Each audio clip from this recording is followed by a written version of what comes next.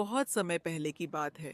एक हरे भरे जंगल में एक लोमड़ी रहती थी जिसका नाम था चितरंगी। चितरंगी साधारण लोमड़ियों से बिल्कुल अलग थी। वह न सिर्फ चालाक थी बल्कि उसकी बुद्धिमत्ता का कोई सान ही नहीं था। जंगल के सभी जानवर उसकी चतुराई से परिचित थे, लेकिन उससे कभी पकड़ नहीं पाते थे। एक दिन चितरंगी को पता चला कि जंगल में एक विशाल उत्सव का आयोजन होने वाला है, जिसमें सभी जानवरों को आमंत्रित किया गया है। लेकिन इस बार उत्सव में एक शर्त भी थी। जो जानवर सबसे बड़ा और सबसे स्वादिष्ट फल लेकर आएगा, उसे जंगल का राजा घोषित किया जाएगा।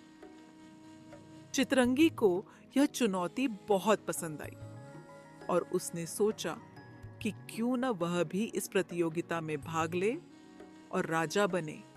चितरंगी जानती थी कि सबसे बड़ा और स्वादिष्ट फल सोने का सेब था, जो एक बहुत ही दुर्लभ पेड़ पर उगता था। लेकिन उस पेड़ की रखवाली एक विशाल और क्रूर गोरीला करता था।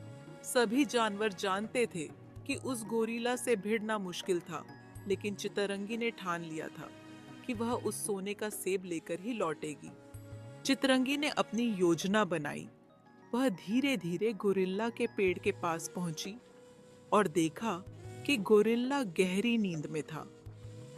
मगर चितरंगी को पता था कि गोरिल्ला की नींद बहुत हल्की थी, इसलिए कोई सीधा रास्ता काम नहीं करेगा। उसने अपनी चालाकी का इस्तेमाल किया। पास के झरने से उसने कुछ पानी अपनी पूंछ पर लिया और चुपके से गोरिल्ला के पास जाकर उसके कान में धीरे से पानी की बूंदें टपकाईं। गोरिल्ला को लगा कि बारिश हो रही है और वह उठकर अपने गुफा की ओर भागा ताकि भीग न जाए। चितरंगी की चाल काम कर गई। जैसे ही गोरिल्ला वहां से गया, चितरंगी ने पेड़ पर चढ़कर सबसे बड़ा और चमचमाता सोने का सेब तोड़ लिया और जल्दी से वहां से भाग निकली। जब वह जंगल के उत्सव में पहुंची तो सभी जानवर उसकी बहादुरी और चालाकी की तारीफ करने लगे। किसी ने सोने का सेब इतने बड़े आकार में पहले कभी नहीं देखा था। चितरंगी को राजा घोषित कर दिया गया और सभी जानवर उसकी बुद्धिमत्ता के सामने नतमस्तक हो गए। लेकिन चितरंगी ने एक और चौंकाने वाली घोषणा की। उसने कहा, राजा बनना मेरा मकसद नहीं था।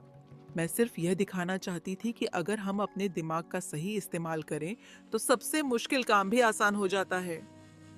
इसके बाद उसने राजा बनने का प्रस्ताव ठुकरा दिया और जंगल में सभी जानवरों को मिलकर काम करने की सलाह दी। इस घटना के बाद चितरंगी न सिर्फ चालाक लोमड़ी के रूप में मशहूर हो गई, बल्कि उसे एक बुद्धिमान नेता के रूप में भी जाना जाने लगा और जंगल में हर कोई उसकी बातों का पालन करते हुए शांति और सौहार्द के साथ रहने लगा। नैतिक शिक्षा। चितरंगी की कहानी हमें सिखाती है कि मुश्किल हालातों में भी धैर्य और चतुराई से काम लिया जाए तो हर चुनौती का हल निकल सकता है।